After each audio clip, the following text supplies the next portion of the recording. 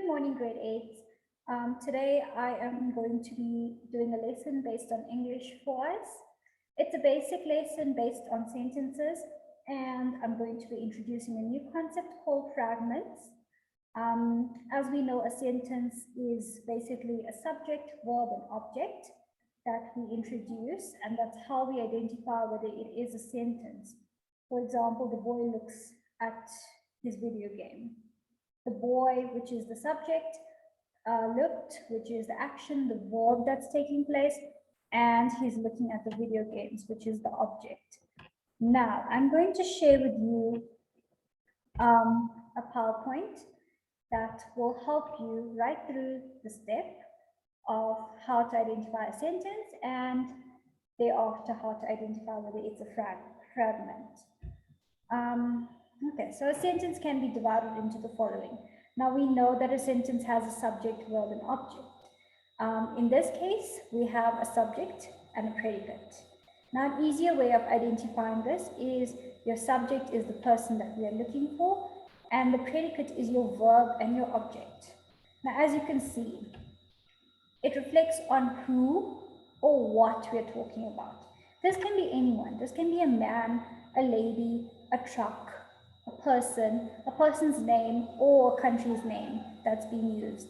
It is a person or thing who or that which performs the action. So it's the person that you're talking about that is going to perform the following actions.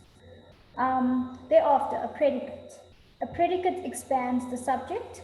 Now we know that it forms part of the verb and the object. This basically tells us what does the subject actually do. The boy looks at his video game. He is looking at the video game. So it's telling us what the boy is actually doing. It contains the verb. It also may contain a direct and an indirect object. For example, the boy looks at his video game at home. Now, looks at his video game is also an object, and at home is also an object. So we therefore call it a direct and an indirect object. Thereafter, we come to analyzing a predicate. How do we identify whether it's a predicate? The predicate can be divided into the following: the verb, as we all know, which is the action word, direct and indirect object. Now, the direct object will be closer to the verb, I would say, and who or what is being taken place. So the boy looks again at his video game. It's what is he looking at? He's looking at his video game. Indirect object always tells you who or what or for whom or what is going to happen. So he looks at the video game at his house. So where is it taking place? Or what? For example, he looks at his video game that his brother is playing. So what is that other person doing?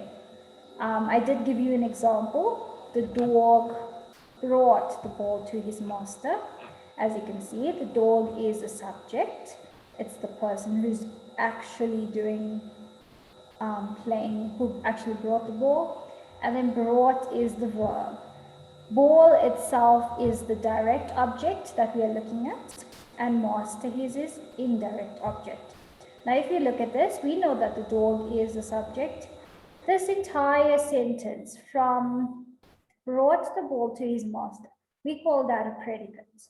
Now, it's made up of the verb, the direct object, and the indirect object, as we see. So basically, this part here is thereafter called the verb. The verb, the object, which is called a predicate. When we move on,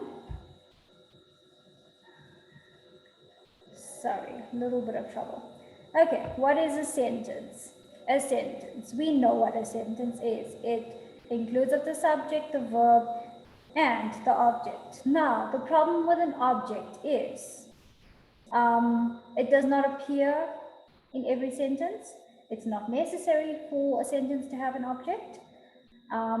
So yes, it can work without the object. It also expresses a complete thought, which is part of the object. Another term for the sentence is called an independent clause. It's a simple sentence. It's known as an independent clause for another term. Right, now we come to a fragment. A fragment is a group of words that looks like a sentence. So it looks like a full sentence, but it is missing a subject and a verb or a complete thought. So this will be like in the middle of the sentence. At the middle of the sentence, what do we call that type of sentence that misses out the beginning and the end? And this is called a fragment, and it's called an incomplete sentence. Right, fragments are considered one of the 4 major writing errors. We see this always taking place in our essays, in our letters, in all our writings. It takes place. So it's one of the common errors that kids do. You're going to practice. I've got questions 1 to 6 for you to practice. I'm going to do the first one for you. Decide whether it's a sentence or a fragment. So now what I would do is you would go circle or highlight your verbs and then underline the subject. Something that will help you in order to identify, okay, is this a sentence or is it a, is it a normal fragment? So, okay, so let's look. She is actually your subject. So I'm going to go through each one. Number 1, the subject is she. Number 2, very beautifully, there is no subject here.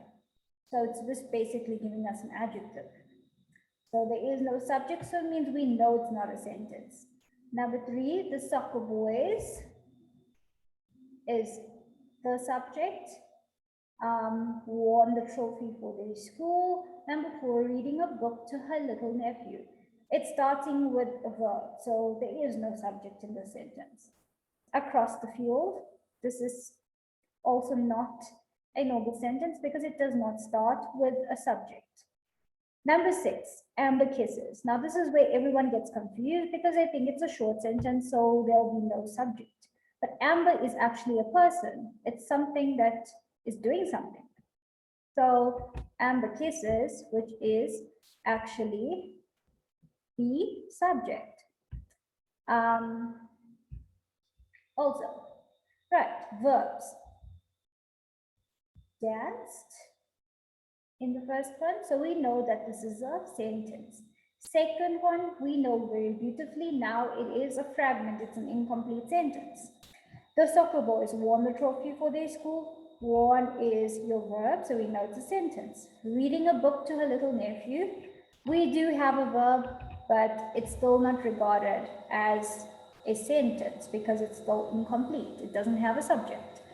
Across the field does not have a verb either. Cross, it's not a verb, so it will just remain as a fragment. Amber kisses, it tells you what she is doing. So kisses is actually your verb. Right. Okay. So this is basically what your lesson is about for today. And you will attempt these at home and you will write it out in your language books. This will help you identify a sentence, a basic sentence. So when you do go over a complex sentence, you're able to understand what a simple sentence should contain of. And I really hope that this lesson really helped you guys and to understand the concept of what a sentence is and what a fragment is. So you don't get confused when you see this all of a sudden in one of your assessments or your exams. So that's from me, Ms. Maharaj. I will definitely be making more videos for you for your understanding purposes. And I hope you have a great day. Thank you. Goodbye.